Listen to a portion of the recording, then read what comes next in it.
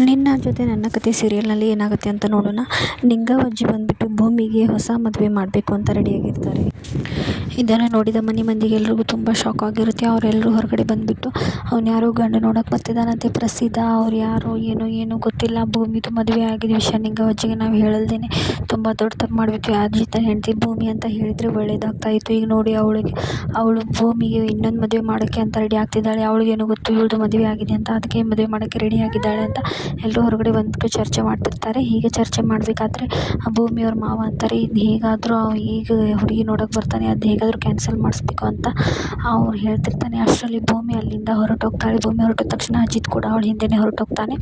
ಆನಂತರ ಭೂಮಿಯವರೇ, ನಿಮಗೆ ನಿಂಗವ್ವಜ್ಜಿ ತೋರಿಸೋ ಹುಡುಗನ ಜೊತೆ ಮದುವೆ ಮಾಡೋಕ್ಕೆ ನಿಂತರೆ ನೀವೇನಾದರೂ ನಿಜ ಇದ್ದಿದ್ದು ಹೇಳ್ತೀರಾ ಅಂತ ಅಜಿತ್ ಕೇಳ್ತಾನೆ. ಅದಕ್ಕೆ ಭೂಮಿ, ಮೊದಲು ಪ್ರಸಿದ್ಧ ಅನ್ನೋನಾದರೂ ಬರಲಿ, ಬಂದ ಮೇಲೆ ನೋಡೋಣ ಮುಂದಿನ ವಿಷಯ ಅಂತ ಭೂಮಿಯಾಗಿ ಹೇಳಿಬಿಟ್ಟು ಹೊರಟೋಗ್ತಿರ್ತಾಳೆ. ಅಷ್ಟರಲ್ಲಿ ಅಜಿತ್ ಭೂಮಿ ಕೈ ಹಿಡಿದು ಎಳೆದ್ಬಿಟ್ಟು, ಹಾಗಾದರೆ ಈ ಕೊರಳಲ್ಲಿ ಕಟ್ಟಿರೋ ತಾಳಿಗೇನು ಬೆಲೆನೇ ಇಲ್ವಾ ಅಂತ ಹೇಳ್ತಾನೆ. ಅಷ್ಟರಲ್ಲಿ ಭೂಮಿಗೆ, ಸಾಹೇಬ್ರೆ ಮತ್ತೆ ನಿಮ್ಮ ಮನಸ್ಸಲ್ಲಿರೋ ಮಾತನ್ನು ಹೇಳಬಾರ್ದಾ, ನನಗೆ ನೀವು ಇಷ್ಟ, ನನ್ನನ್ನು ಬಿಟ್ಟು ಹೋಗಬೇಡಿ ಅಂತ ಹೇಳ್ಬೋದಲ್ವಾ ಅಂತ ಭೂಮಿ ಮನಸ್ಸಲ್ಲಿ ಅಂದ್ಕೊಳ್ತಾಳೆ.